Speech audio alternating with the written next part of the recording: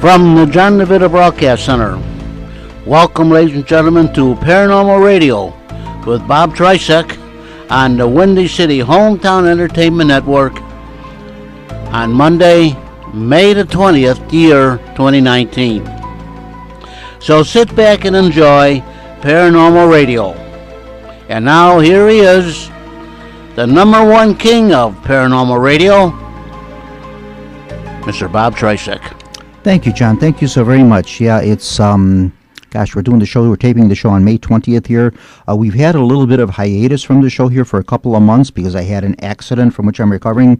So many people asked, what happened to you? You sort of just disappeared off the face of the earth. And so many people, I, notified as many as I could. What actually happened was I got hit by a car. I was walking and I managed to get hit by a car and had to have a little, deal with the injuries there and that. So for a couple of months there, I was sort of out of commission. So this is actually the first show I'm doing since the last show, which would have been February, because that's when I had the accident. So we're getting caught back up with that. And thank you, everyone, for your well wishes and for your concern and cards and visitors that I had and everything. Thank you so much for that. It meant a lot to me. And for people that have contacted me on my Facebook friends, too, that say, what happened to you and that were concerned about me. So thank you to everyone.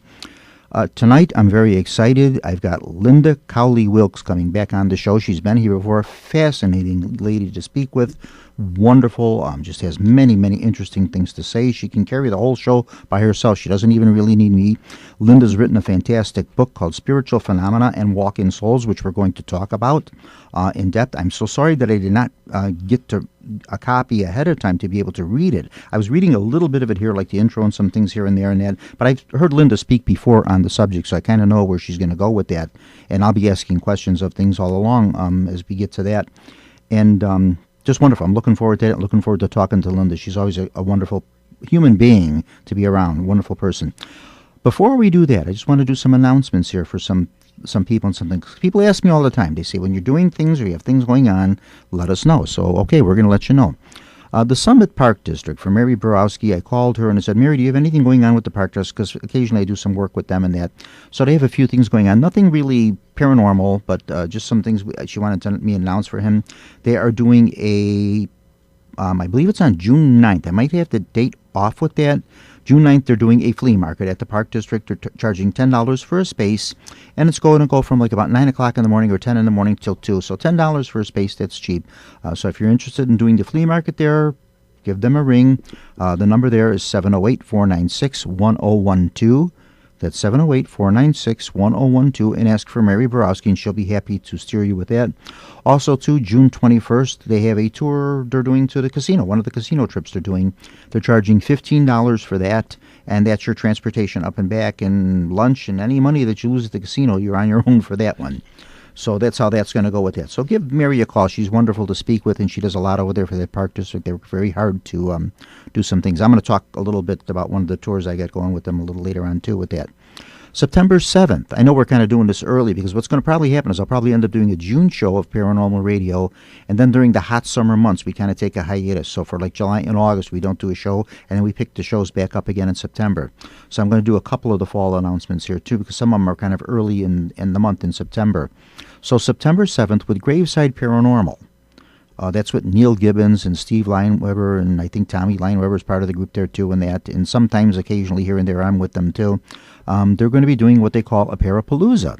And this is going to be very interesting. It's going to be over at Chet's Melody Lounge, which is on Archer Road. That's right across the street from Resurrection Cemetery, right there in country, Resurrection Mary country there. This will be September 7th. They're charging $12 for the admission to this. From 8 o'clock to 9 o'clock, they're actually going to be doing a seance there. They'll be doing a seance. They're also going to be doing some investigations there with equipment and things that the group uses, that the Graveside team uses. They've got some supernatural craft vendors coming out with different dolls and crystals and different things and all that. Card reader Christine will be out there. I will be there doing palm readings. There will be some other readers in that. So if you want to come for that one, it's $12 for admission to that. The seance you do not have to pay for, but of course any crafts or anything like that you want to buy, if you want to get your card reading done or palm reading.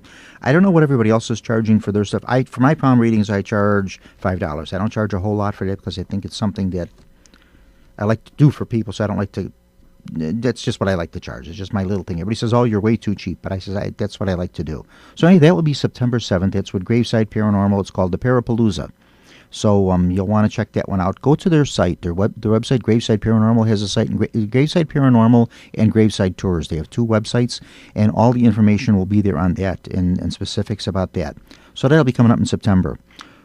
Okay, that's it for those two. And then me, things that I'm going to do. People say, where are you going to be and what are you doing? That's why I post these on Facebook. I always hate doing this. I always have to explain to people when I put them on Facebook because it almost sounds like a little brag sheet. But people ask, they say, let us know what you're doing, then we can go and participate to some of these things. This Friday, which is the 24th, I will be at Chuck's Southern Comforts Restaurant.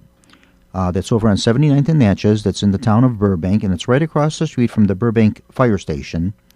And I'll be doing palm readings there from about 4 to 9. So stop in, have something to eat at Chuck's. They have wonderful food there. If you don't want to eat, you can stop in and get a palm reading. There again, I charge $5 for the reading.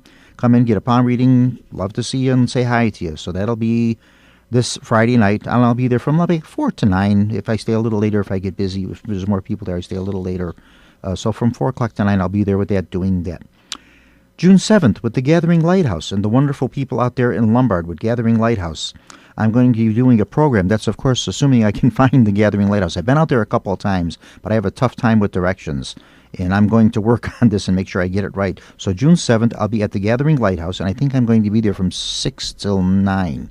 Or 7 to 9. I'm not sure what that is exactly.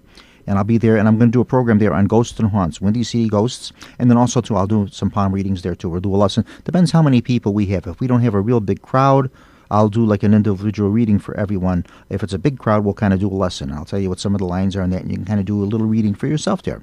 We'll explain some of that to you. And the Gathering Lighthouse, they're always just a nice bunch of people. They are charging for this. It's $25 they charge for this, for the presentation and for the palm reading and that.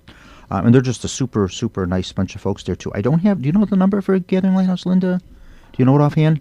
Oh, she's going to look for it. Yeah, I don't know it offhand myself. I don't have their phone number. But also, too, they have a website. You can look it up. And they have all their fantastic programs and stuff listed there with that. And they're a nice bunch of folks out there.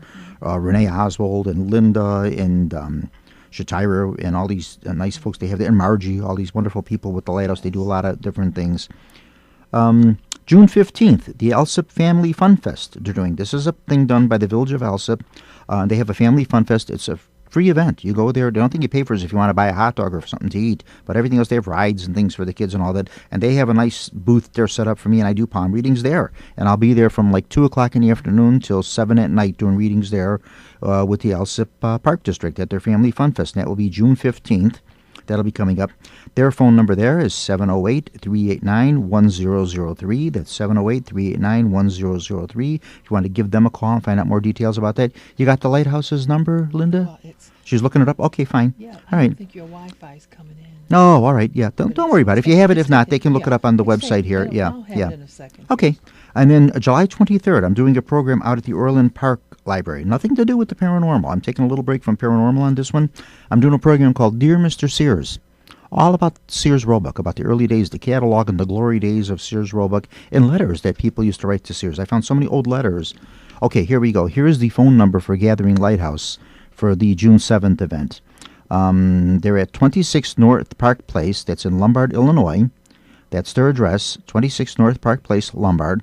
And the phone number there is 630-785-6541. That's 630-785-6541 if you're interested in the Gathering Lighthouse. And like I say, you're probably going to want to go up on their website and look at all their programs and their interesting stuff that they got there, because they have a lot of fantastic programs.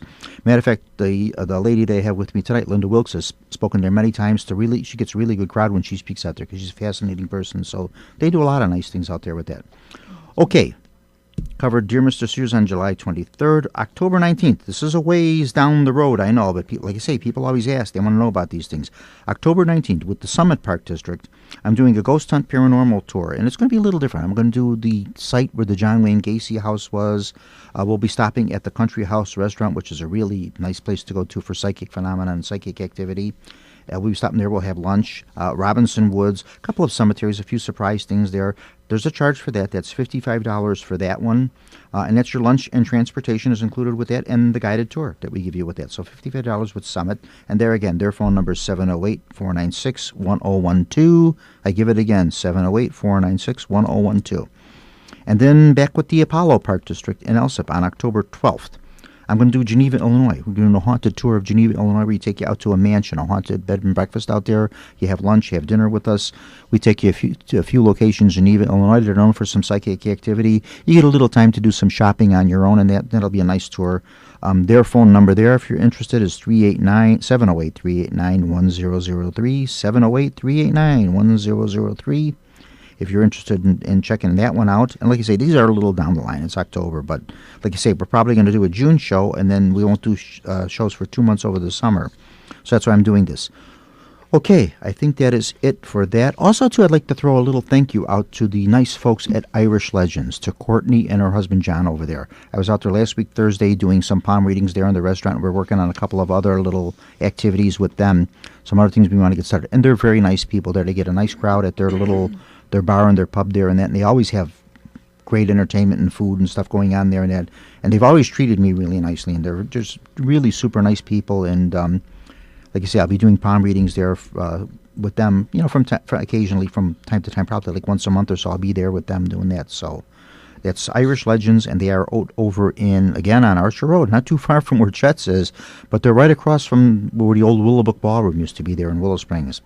And that's Irish Legends. And I just wanted to throw a thank you out to Courtney and John, her husband, and just how nice they are. And that every time I come out there, they always treat me really nice. Okay. That's enough of announcements for now. We got more things, but I'm going to wait. I don't want to announce everything because otherwise the whole show will be announcements. Linda Cowley Wilkes. Nice to have you back on, Linda. Thank you. Yeah, Linda is just a fantastic, super person. She's a great person to speak with. She's a beautiful person inside and out. She's written a wonderful book, Spiritual Phenomenon and Walk-in Souls. Linda can talk for days, not hours. She can talk for days about the subject of walk-in souls. I don't know of anybody that is more knowledgeable about the subject than Linda is. She's written a fantastic book. The book is available for purchase on Amazon. I tried buying one because I wanted to do it ahead of time to read a little bit of it before we did the show, but I was unable to. Something got fouled up my order and I was unable to process it, and I never got the book. I thought I had it paid for, and I thought it was coming in the mail. And then I contacted them back to check on it, and they says it didn't get processed. I didn't get charged for it, but it didn't get processed either, so I don't know what happened with that. You're actually on the bestseller look on Amazon, isn't it? Well, actually, it was on the bestseller new release. Oh, bestseller new release book. Okay, so the book is doing very well. Fantastic book. I am just going to read a little bit of the introduction for you here because I found that to be very fascinating. Forward intro. This is Linda's intro. Oh, not the intro. I wanted to read the forward. Yes. That's what I put. This is Linda. She wrote this. She says, this is the forward to her book. I'm writing this book with desire and hope that it becomes an open door that humanity may peek within the corridors of the spiritual world and step into rooms that may not have been explored. Linda certainly has done a lot of work into this, I can tell you that.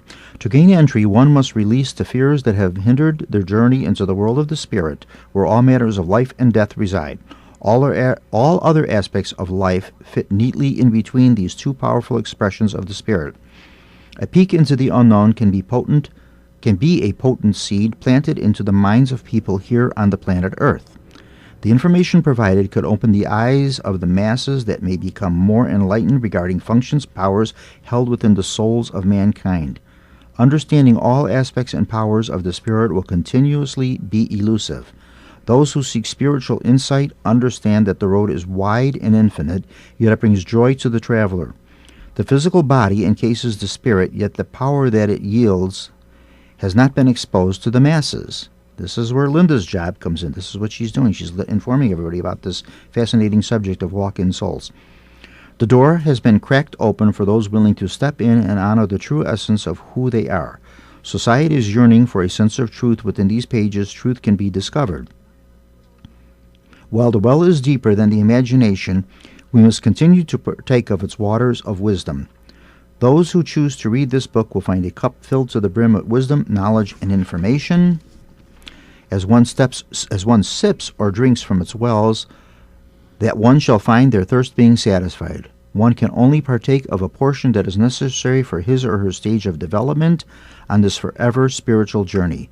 This book can assist in opening and expanding one's awareness. It offers an understanding of spiritual phenomena that may have affected you or a loved one as we are travelers up the spiral ladder of the spirit. Insight will be gained into the many manifestations of the soul. The good and bad alike are laid bare for your understanding. May love and light accompany all upon their path towards the light. That's the intro to the book. Boy, if that there doesn't just grab your attention on that, and I should say that's the forward. That's not the intro. The intro comes after that. Just the forward. That's just like a little page and a quarter there of that. Very powerful to start a book that way. With that, I'm going to turn it over to Linda. Linda, welcome back on the show. It's wonderful having you here, and go to town. I want to hear all about this. Okay. What aspect of the book would you like for me to expound upon? Start wherever you want. Pick a subject and go. Well, okay. There are 9 chapters here, and I talk about many different aspects of the soul. In one of the chapters, which is called Recovering Emotional and Spiritual Freedom, it really examines and expounds upon the road that I traveled to gain spiritual insight and understanding, and how my foundation was built, and how I really studied many different spiritual teachings and religious doctrines and dogmas, and how they played a major role in my recovery. Which religion did you find to be the most beneficial? Well, I didn't do a comparative one. Okay. But what I did find is that healing was the golden thread that ran into every religion, no matter what your belief system was. It did not matter. So whatever religion, whatever denomination or faith or whatever it was, the basic thing is healing. Yes. Okay. The bottom line is that the religious teaching itself was not necessarily the root of the healing, but the belief itself that you can be healed. That inner faith that healing is available to you. It did not matter. There has been research done on this with the project called the Intention Project. And within the Intention Project, the researchers, they had a consistent dialogue with different physicists and medical communities and religious communities. And it came, the outcome was that it didn't matter. They gave these different religious authorities a folder, and it was an anonymous folder of an individual, and they all prayed or they did whatever they did over it, and these people were all healed irregardless of their religious belief. Belief itself. So just a random folder with different people in it, different folks. They prayed over this. They did whatever they did. Whatever they did. They even used spiritualists that were from some of the remote areas on this planet. But they all had the ability to provide a healing for another human. Okay. Because there are... Without even being present. They just did it over basically the paperwork they had there? Yes, they knew the file. They did not have that person in front of them. Yeah, so healing, that's, I think, the belief itself of anything, and which quantum physics supports now. Quantum physics supports that when a human puts their attention upon a thing, that thing is modified or changed. So not always for the good too. When mankind starts altering things, it's not necessarily always for the good. It is not always for the good. This is why there's been so much information that's been hidden from the masses, because it was those who hid this information, they really believed that they were protecting humanity, because no matter what the ideals are, they can be used for good or evil. So they kept it amongst themselves, because people may have, the masses may use it for evil, and that would have brought about the destruction, not only of the race, of the planet. Yeah. Okay. So, within this book, I uncover some things, because everything in this universe really is energy. And there's a very, he's an old physicist. His name is Nikola Tesla. Oh, goodness, yes. Yeah, we all know that. We all know that name, yeah. Well, Nikola says that everything is energy, and if you want to understand humans, if you want to understand the universe, you must study frequency and vibrations. But today, the scientific community, they have instruments that can measure even the thoughts that you're thinking before you speak them. So there's always been instruments that can measure vibration and frequency. The medical society, and I imagine the food industry, they have gotten together and they can measure the frequency of certain foods. And each food has a frequency. And just as illness has a frequency, it's a very low frequency on this graph that I've seen, illness, but wellness has a very high frequency and vibration. And since we humans are vibrational, energetic beings, wellness vibrates on a frequency. So when we can raise our own vibration into a frequency of wellness, the disease must leave the body, because the frequency that we have raised it to, it overcomes and it overpowers the low frequency and eventually just of pushing illness. it right out Absolutely. of the body. Nikola Tesla actually operated, 19th century, early 20th century, and actually very much involved with electricity. Yes. And with electric power and all that, yeah. Actually a big competitor for Edison. So he definitely was working with energies, He always for sure. worked with energies. Yeah, As a matter of fact, he had created a system where energy would be almost free to the planet, electricity. But That didn't sit too well with Edison. yes, yes, Because they wanted to make money, and of course, Absolutely, businessman, you want to make money. absolutely. Yeah, although Edison wasn't really a great businessman, he was more inventor than businessman, but nonetheless, with the goal for making some money on it. Yes. Also, too, the thing with the food, that kind of fascinated me. Now, when they found these frequencies in the food, did that show like which foods would be Yes. better to eat Yes. as opposed to others and that Yes. kind of thing? Okay. Especially today, when we have so many chemicals. Oh, and, yeah, Monsanto Yeah, and yeah. genetically modified foods. A lot of these foods that we eat, they're filled with chemicals, and the frequency is very low. A live body, a live, healthy body needs a food that carries a high frequency. And if you're constantly eating these low frequency foods, what you do, you're diminishing your own inner frequency, your physical frequency, and then your physical wellness drops down into an illness, which we call dis-ease. Yep. What would be an example of high-frequency foods? Well, high-frequency food would be plant-based foods, let's say like kale, broccoli. They rate pretty high.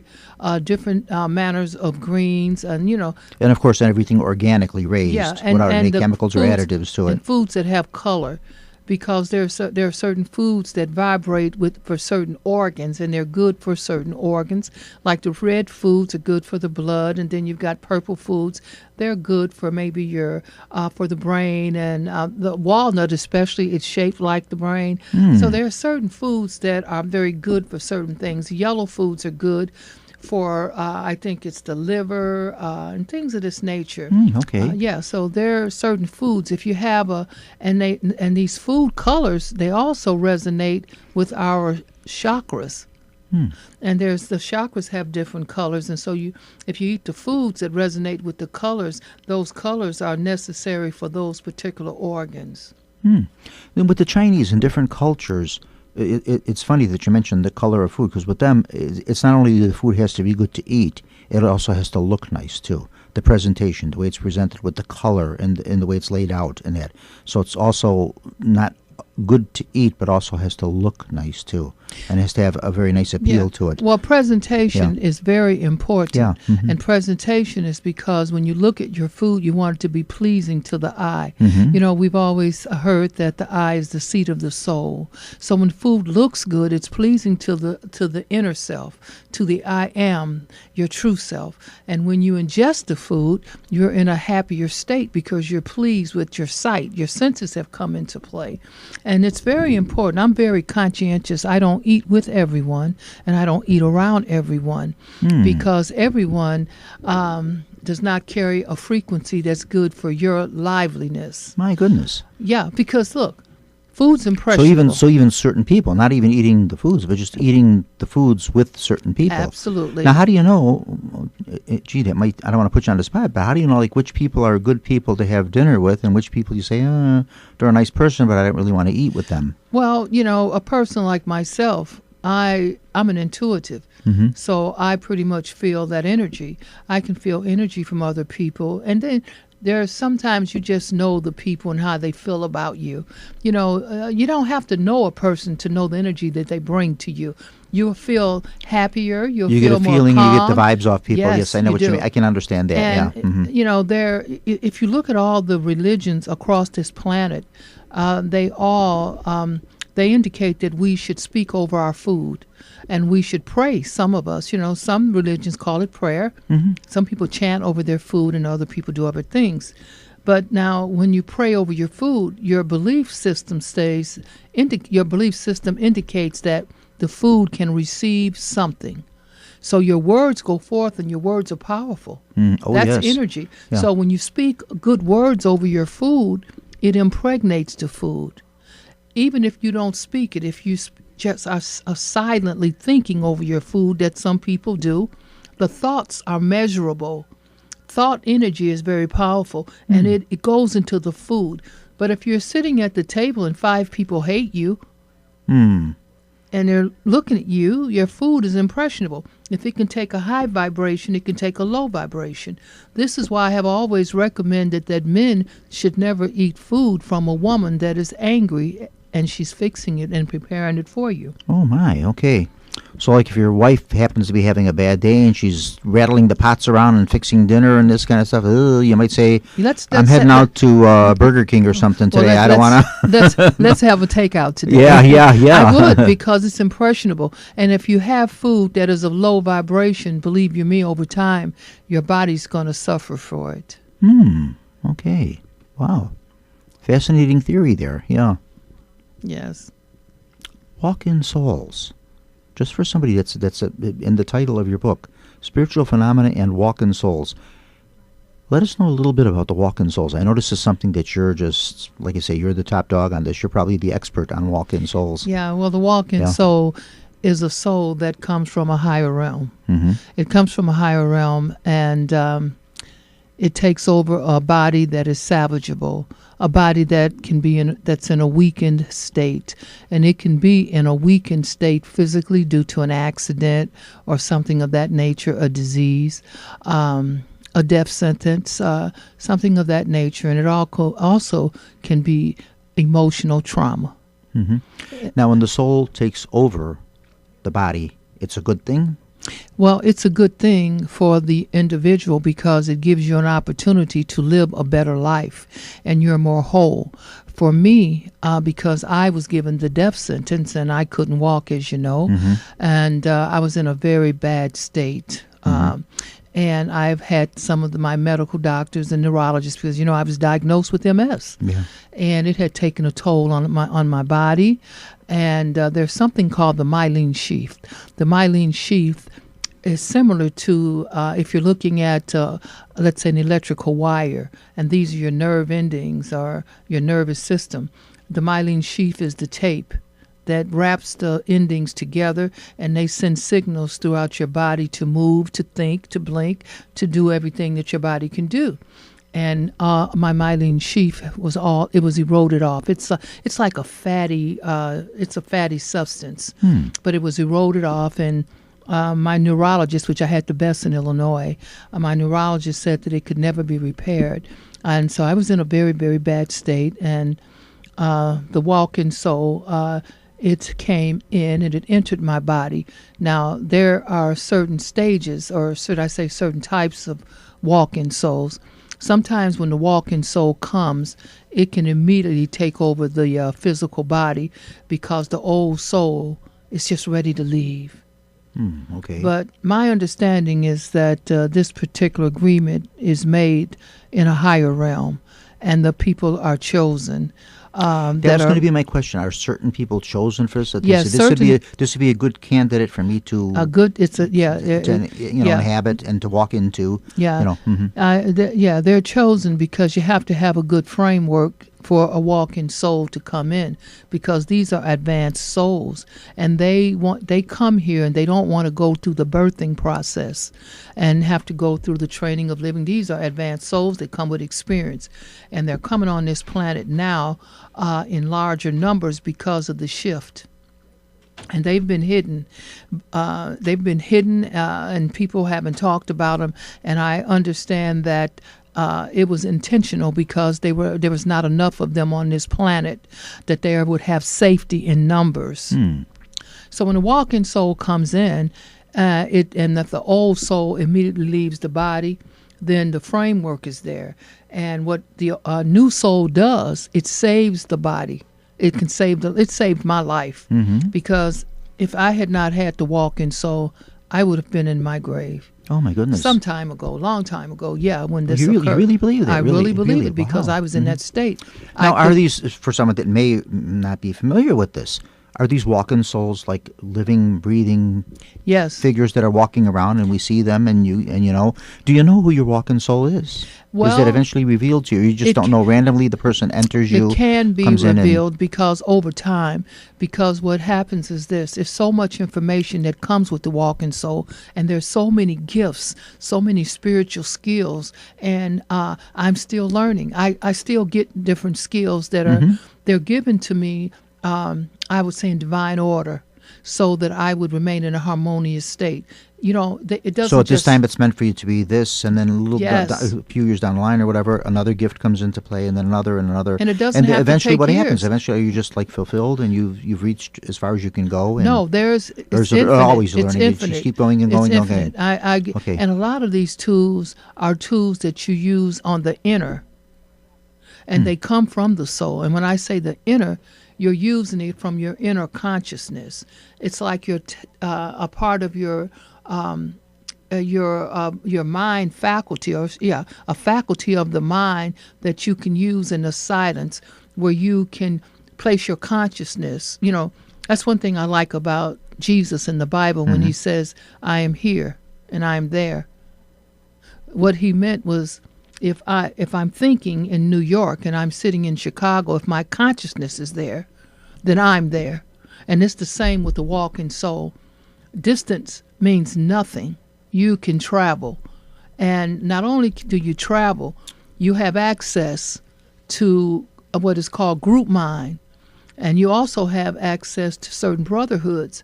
I was given immediate access to the Ascended Masters. I had never heard of the Ascended Masters.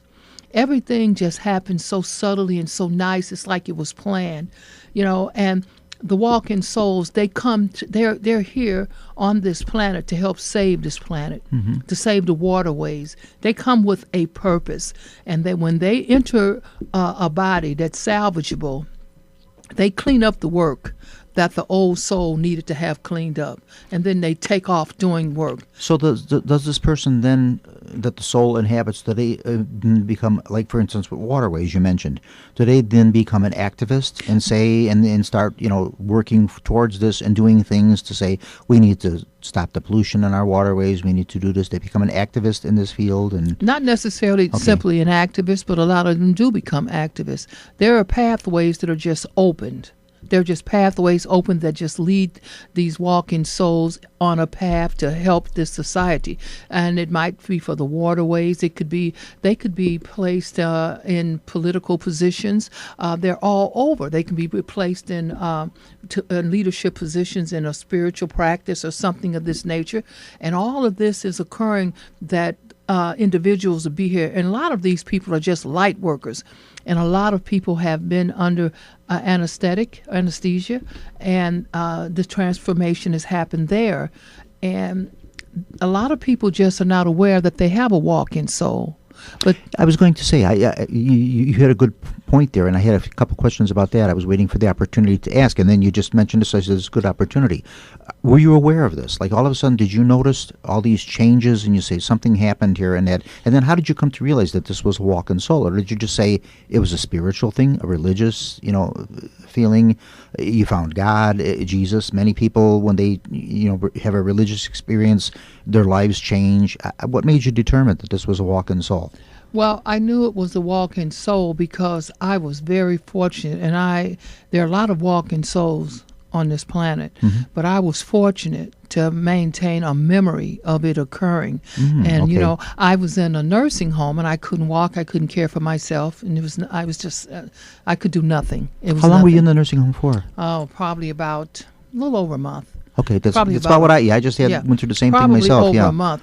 But while I was there, they had given up on me. But actually, during that time, hospice was not really popular. People weren't talking about hospice, and they weren't sending people there. When the doctors have done everything for you, they'll send you to a nursing home sometimes during that time, in that era. So as I was in the nursing home on that night, and I talk about it in the book, how I was asleep, and the situation that occurred in the nursing home, and how I saw this being of light. And I won't even call it a being. It was a light form, and it floated across my room.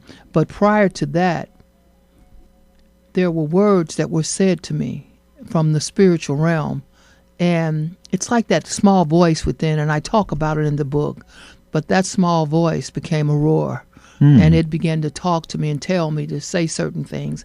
And then all of a sudden, I got this great vision. And I talk about that in the book. And then the soul, it floated across the room, and it sat on my solar plexus, and it opened up. It was a form that looked like a human, but it was comprised of, I cannot even tell you how many lights. It was so many fine lights. The next day when I immediately went into a deep sleep. And when I woke up the next day, I felt that there was a light in my head. I had never had such an experience. And I talked about the light. That's all I did. I talked about the light. And when the assistants came to assist me in the nursing home that morning, they would talk to me, well, how are you doing? And, I'd respond, and I'd ask the same. And they would tell me their stories because, when these assistants and they're working there and they're making all these very low wages, they have a number of problems, the lower your income. And so they would share some of their problems, and I would begin to say, let me shine some light on that. Or let me put light on that. And they would go and get their friends.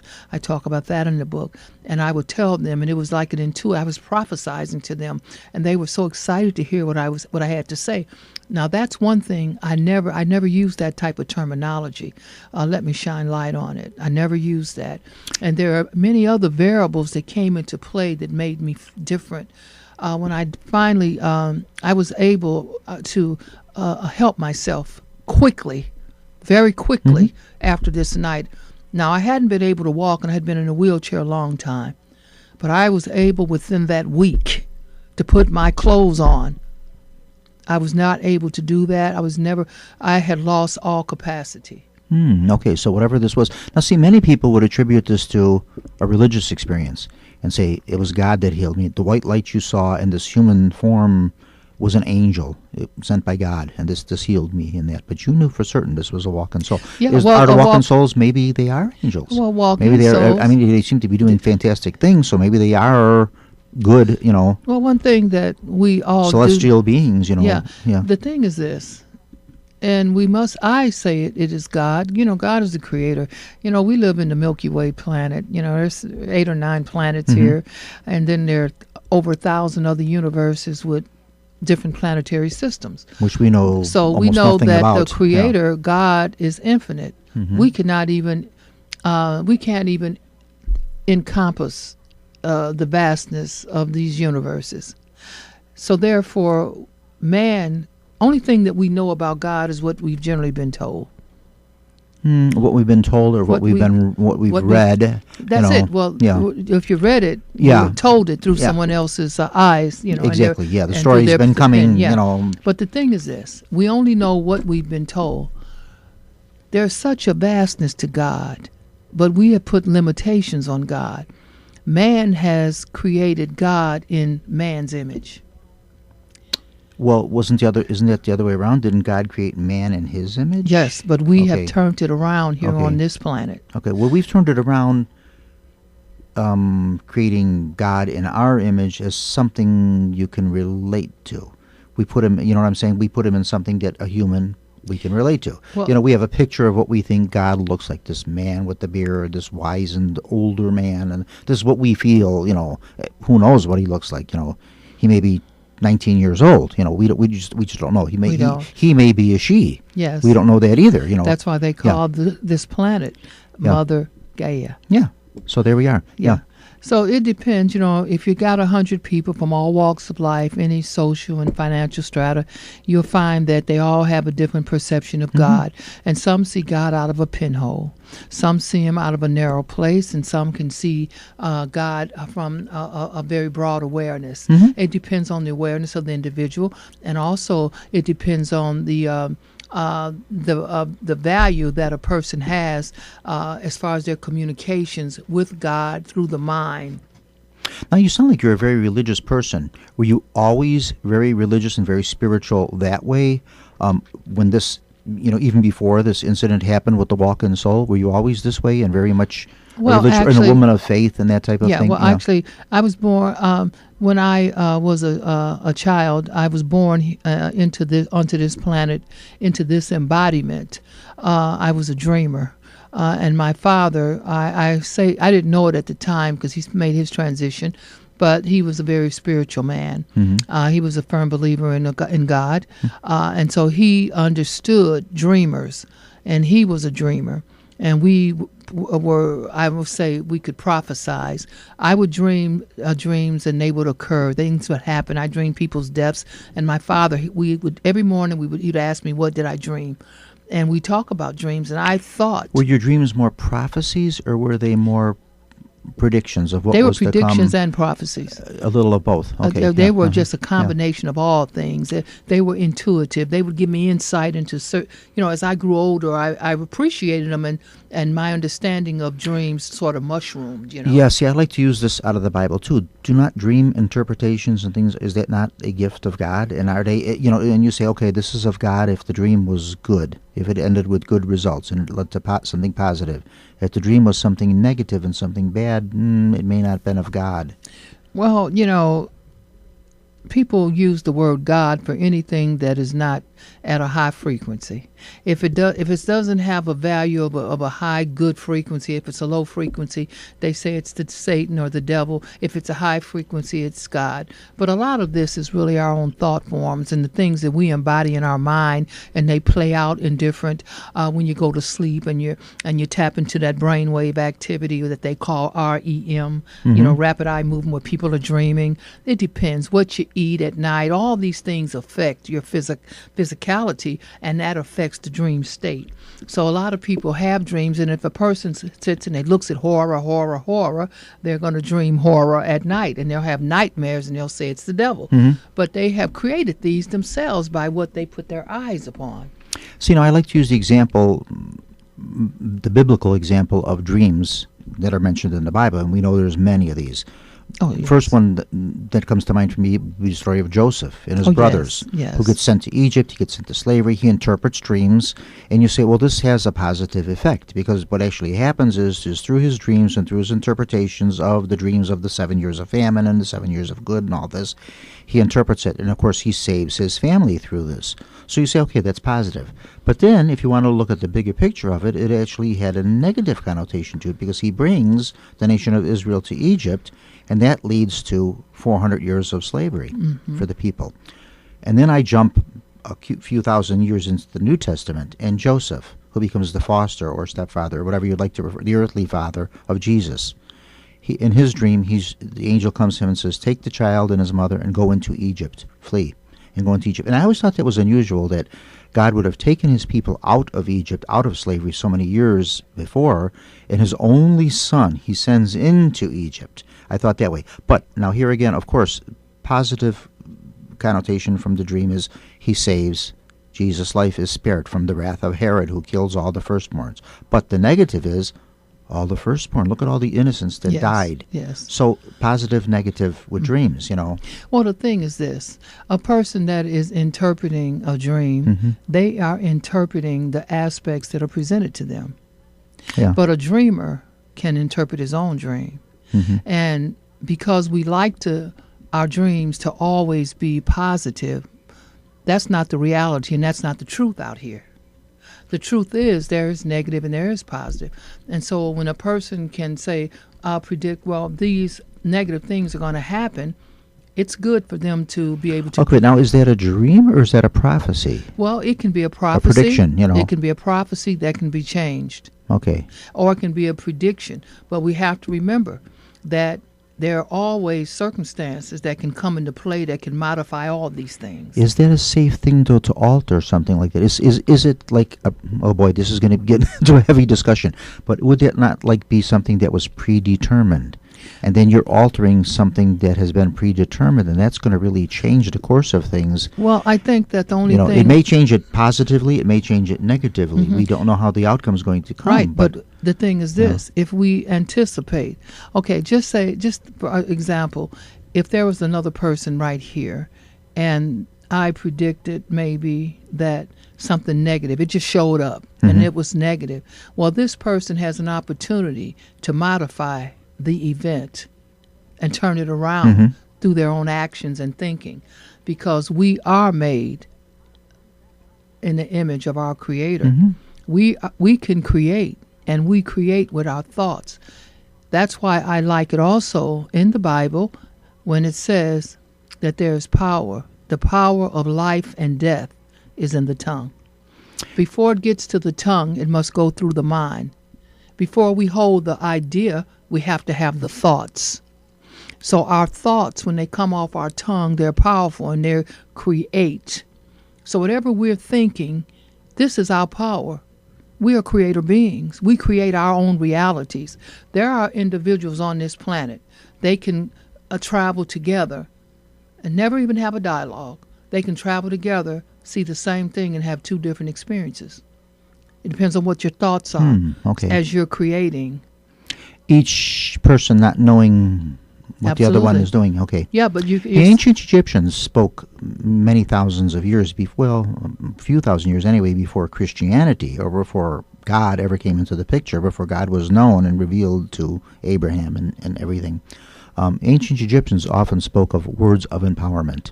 And words of words, very strong, powerful words in their Book of the Dead. They wrote about this. So they had these words of empowerment.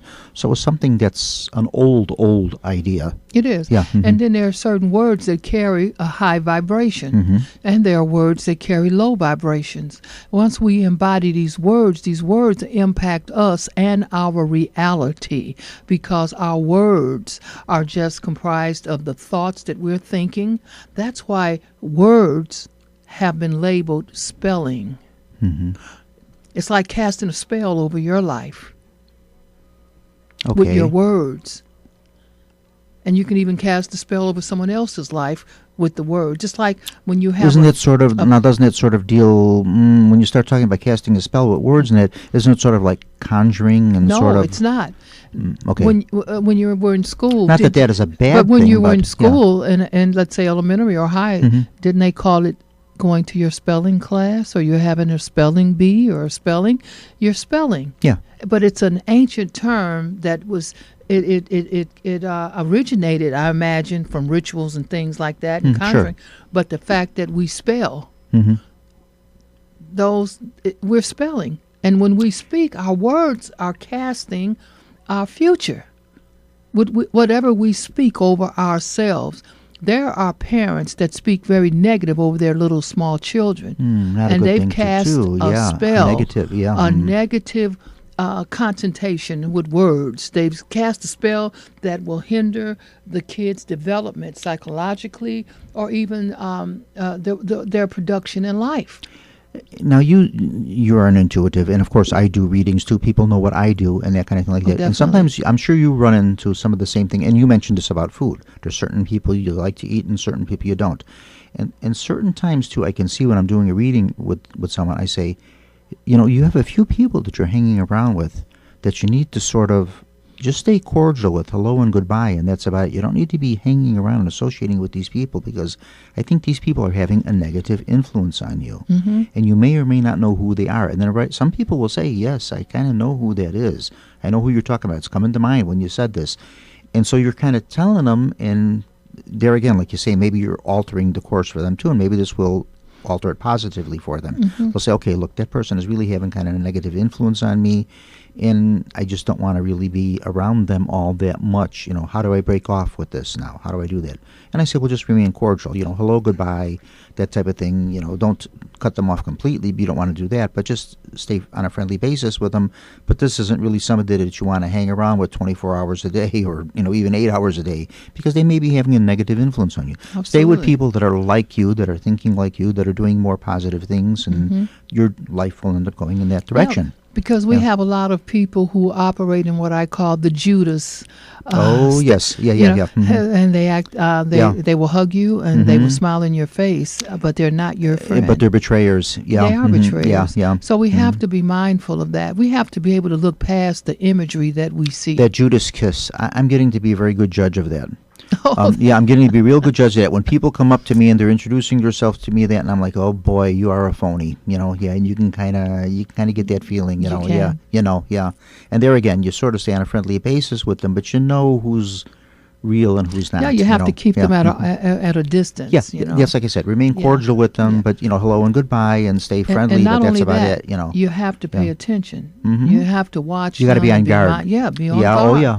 And not only that, be on guard of your own energy field. Be on guard of because when you're around people, there's an electromagnetic field that covers us. We call it our auric field. It's measurable. It holds energy and light and color. There are certain spiritual people that can see the colors in your auric field. And that's, as you had stated earlier, you mentioned about Chinese spirituality and history. They've developed that. But there was a doctor that developed a camera that could take a picture of this auric field. And it has a frequency. This is why in the professional world, they call this man's personal space.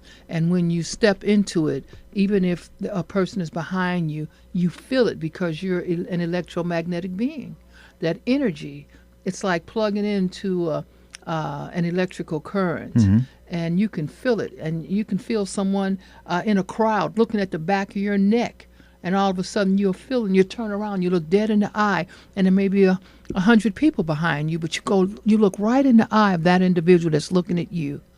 And you can feel it. There's something in you telling you, it's something. You're seeing behind the eyes. You're seeing something something's going on in the head there, and it's just it's not, something's not right. Yeah, but you didn't get it with your 5 senses. Yeah.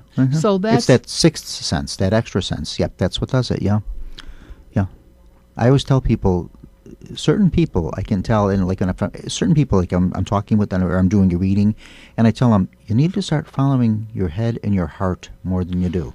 Listen to your own instincts. If your inner voices are telling you to do or not to do something, start listening to them, and you'll see you'll come out further ahead. Because you might have people around you trying to influence you.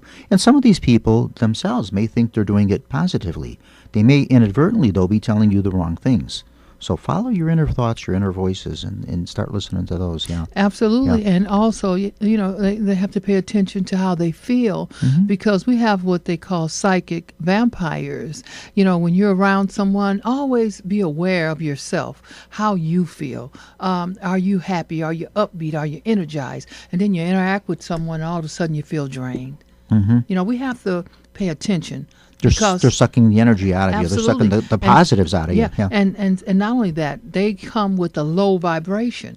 Some people, they're not aware that they're taking your energy, but they know one thing, that they feel really, really good whenever they're around you, because your energy's up high, theirs is low, and a balance must be made. So yours goes down and theirs comes up. So you're both kind of on the same plane or the same level. Yeah, but if you're at a high vibration or high frequency, then yours going to come down.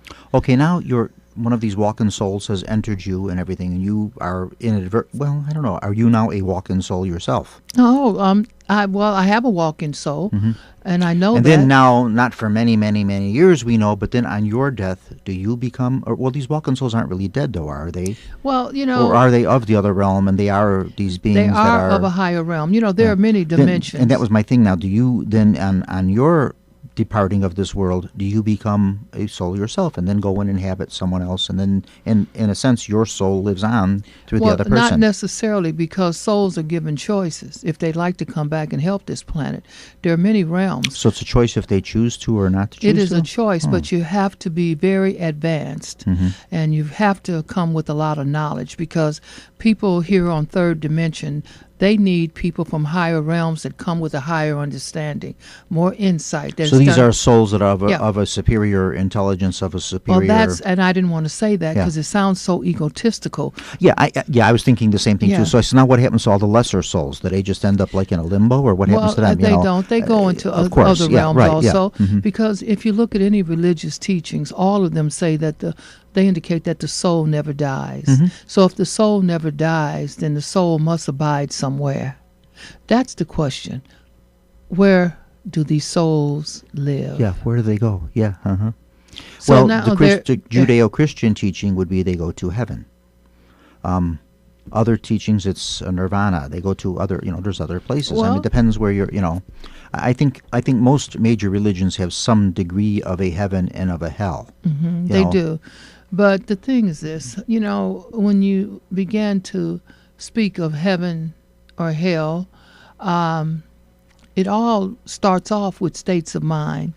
I've read a lot, really, over the years, especially years ago. I'd say for the last 20, 30 years, I've read a lot about people who've had near-death experiences. And there have been some very intelligent professional people who've had them, even medical doctors, different people from all walks of life. And I've heard their stories. I've sat in organizations and I've listened to their stories one-on-one. And I've heard people talk about their experiences. And whatever a person perceives heaven to be is exactly what they saw when their soul separated from their body. Okay. If you thought or you believed that St. Peter would be standing there at the gate, you would see St. Peter. Whatever your belief is, that's what you would experience, which has led me to believe that we create not only this experience in third dimension, we create what happens with our soul as our soul leaves here and goes into a higher place. We create that in our mind. We are creator beings, free will. We're not just thrust off. We create. Those who thought that they would see streets paved with gold, that's what they claimed they saw. Intelligent people, people that have credibility, whose body hovered over. But are these ideas of like meeting St. Peter at the gate and of streets paved with gold and coming to the gates of heaven and entering through the gates, and then of course it being a very cloudy, misty type of a realm that you're in, and all that, are these not all like man-made ideas and human ideas of what they're envisioning it to be? And then if you think this is it, that's what it's going to be to you? Well, I think that all of this, a lot of this information that we perceive as religion has been interpreted by some man somewhere. Of course. Yeah, that was my point exactly. It's a thought of someone, or their envision of what they feel it's going to be, or a combination of others who they've consulted with, and so all of the holy books, all of them have been rewritten many times, and translations in different languages, and everything changes meanings. Yeah, and then there have been some of these holy books have been rewritten in honor of humans that were here on this planet. So if it was rewritten in honor of a man, it's going to honor a man's belief system, and it's going to put a bright light on that man. So whatever his philosophy is, it was entwined into that. So it depends. We are spiritual beings, and the Creator God, everything that God gave life to has something internally, and I call it a spiritual GPS system. The birds know when to fly south. It's something in them, in the flock. The bear knows when to hibernate. There's no one telling the bear. It's internal. He knows to go to sleep. He knows to eat a lot of food so that he can, live through the winter without ingesting Sure, food. Animals know when a storm or a fire is coming. They know to clear out. They need to go. Yeah, the salmon. And we always wonder how to. Salmon know to go salmon know upstream when to and go all this. upstream to Right? spawn. Yeah. Do you think that the highest creation doesn't have something inside to lead it? Of course. But we have been redirected from it. And I think the powers that be have done this to keep control. If we're always looking outside of ourselves for the power, we will never look at what's on the inside. Would this be an easier experience, since you seem to be the authority on this, which you are? You know quite a lot about this. It's obviously something that you've had personal experiences with and something you've studied for many, many years and written a fantastic book about, which I congratulate you on. Would a person that, say, is, I don't even want to say religious, well, I will say religious, but say a person that has a very deep-seated belief in God and in faith and in Jesus as their Savior, or even a person with their faith in Buddha, or a person with their faith in Allah or Muhammad, and this type of thing, do you think a person like this would be more receptive and more open to a walk in soul inhabiting their body, or would it be a person that maybe doesn't have religious convictions and they remain sort of in a pure state? And then the soul comes in, and then the spirituality comes in. I think that each one. In your case, I think it was both for you, because I think you're a very religious person with a very strong faith in God, and then also to a very deep-seated spirituality for you. I'm very spiritual. Oh yeah, most definitely. But I don't think that it would discriminate because a person does not have religion in this third dimensional reality. So it wouldn't matter one way or the other? I don't think it would matter. I think that it would have to have a consciousness of goodness. You know what I'm saying? And then it has also to do, you mentioned earlier, with their physical state. They're in a weakened state. They're wounded. They're injured. They're hurt. They're ill with something. And then this soul enters them. And I think that it can enter a person that just is a good person, and the person has goodwill for this planet. They want to do goodwill and don't necessarily adhere to a specific religious doctrine. They have goodwill, they have a good heart, and they just want to help, and they just want to push society forward. And so I think a walk-in soul would be a good fit, because this is the intention of the walk-in souls on this planet. And this is why I wrote the book, that people will be able to look at themselves and discern if they have a walk-in soul, because there are a lot of people that have walk-in souls that are not aware. They've had a shift in the way that they view life.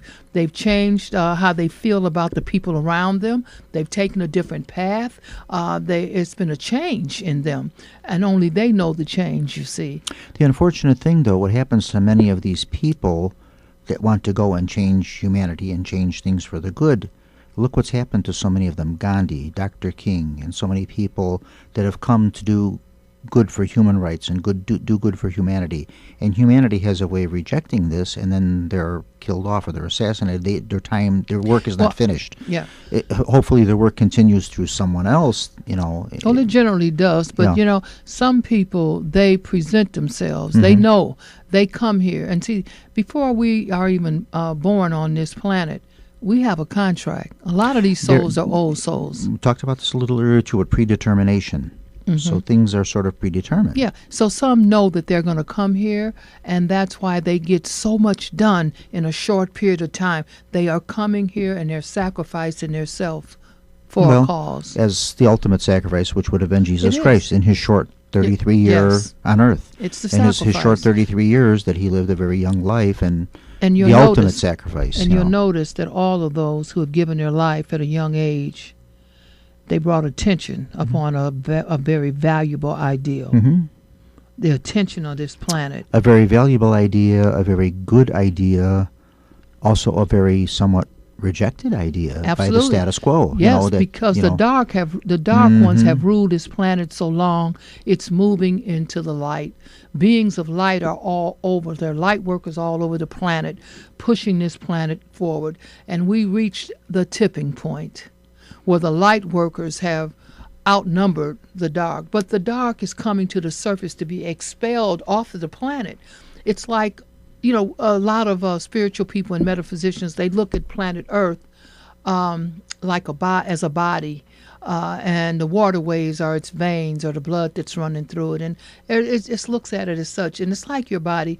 If you have a lot of toxins in your physical body, then as it's being cleansed, or you detox, and that's what's happening to this planet. It's detoxing. The old energy has to come to the surface. You may get a pimple, a boil, or something that is going to show on the surface. And that's what's happening on this planet. All the old dark energy is coming to the surface to be seen and to be expelled. But we, as humans, we have to just observe it and to not become emotionally attached to it, because it will help our vibrations go down. But in the day-to-day of living, and the day-to-day of dealing with people and dealing with all these wonderful little things that interfere with all of our lives, the traffic and the news and the weather and the things and all this and that and the other, all these interferences, how do you try to achieve this? You achieve. I mean, you know what I'm saying. It's like it's a difficult thing to do when you're dealing with it. When you're dealing with if you think what the world throws at you. Yeah, and it'll throw a lot at you. But as you begin to change your mindset, you have to use different faculties of the mind. See, this is where our creativity comes in. We have to become the masters of our mind. We cannot fall prey to every thought that crosses our mind, or that we see or we hear. We have to keep what I would call an invisible guard at the door of our mind, where we don't let every thought come in and penetrate. Yeah. I can look at the news, and I have to. I look at what's going on around the world because I'm in global organizations, and I have to keep my mind on what's happening here so that we would know where we need to do the work. But I cannot get emotionally attached. I'm aware, but because I will not let it affect. Because everything that you see and you think, if you're just sitting here in a relaxed state and your mind's wide open, then everything has the key to get in. But you have to keep that door locked, because the mind is a very valuable tool. I've got a friend that does that. He gets very, very involved with the news. And he listens to TV and he reads the paper and he dwells on it and dwells on it. He says, you need to stop. Yes, definitely. You need to listen to maybe 15 or 20 minutes of this, get the headlines, get what's going on, be current with what's going on in the world, and that's it. Don't dwell on this for the whole day. But a lot of people are doing that. And a good deal of the information you're getting is misinformation to begin with. So, and then they get angry because they've allowed themselves to be emotionally attached. That's right. These are people who have no sense of control over themselves. You have to master your emotional self. Once you master your emotional self and you master your mind, that means that you allow what you want into your mind, and what you don't allow it there. You always have to have a filter, because the mind is very potent and it's very powerful and it's very important. It is almost the most important aspect of a human. This is why billions of dollars are spent to captivate and influence the minds of the masses. Sure. Yeah, absolutely. A lot of it is it's sort of subliminal. A brainwash. It's subliminal. What I was looking for was felt subliminal. I was looking for subliminal. Yeah, that's the word. That's exactly the word I was looking for.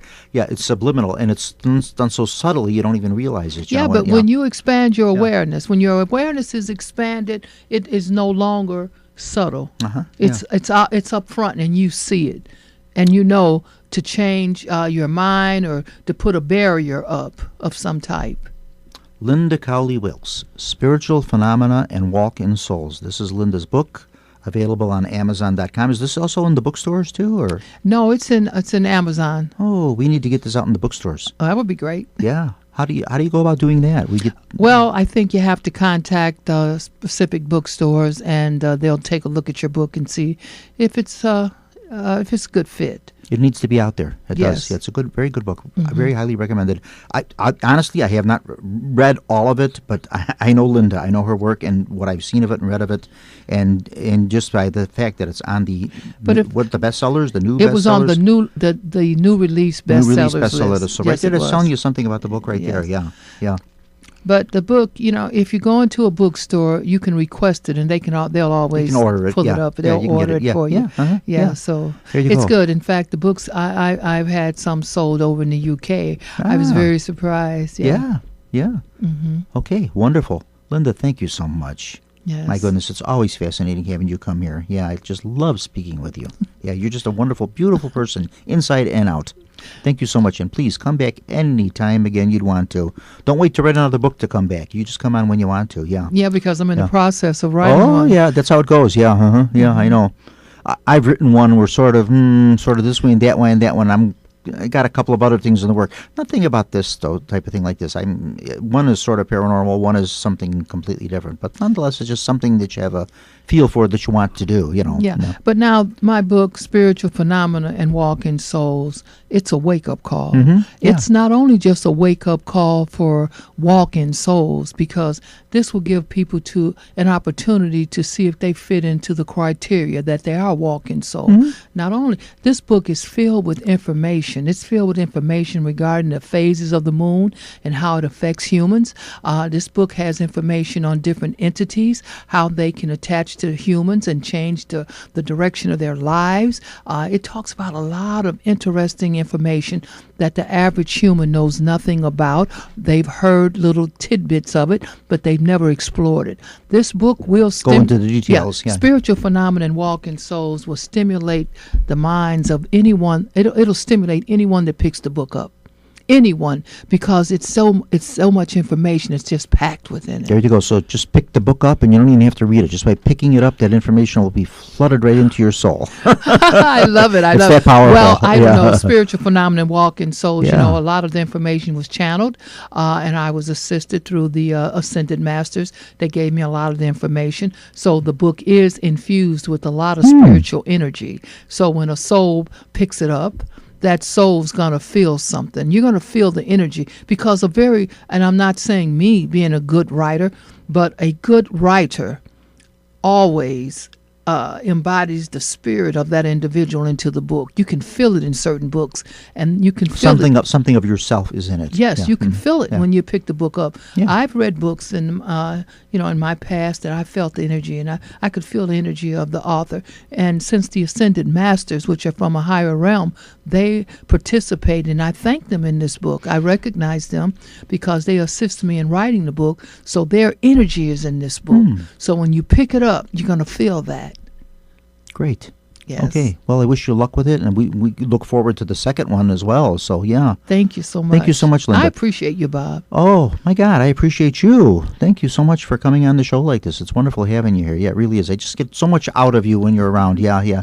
That's wonderful. Well, with that, we are going to end. We will be doing a show next month in June. I'm not sure of the date on that yet, because we're going to line some folks up to come on that show. If you want to come back in June, you come back if you'd like to. So we'll get that one going. And then, like I say, we'll be taking a little summer hiatus then there, too, for the hot months, for July and for August. And then we'll start the shows back up again in September. And again, thank you, everyone that has remained loyal to the show, like for the couple of months that we weren't on here, while I had my little injury there and that. I don't know if I got inhabited by a walking soul, though, when I had my injury. But nonetheless, thank you so much for that. And for John, thank you for letting me come in and do these shows once a month like this. They're just fascinating. I just love doing them. Bye-bye, folks. Thank you so much. Have a wonderful evening, and we'll see you all again next time.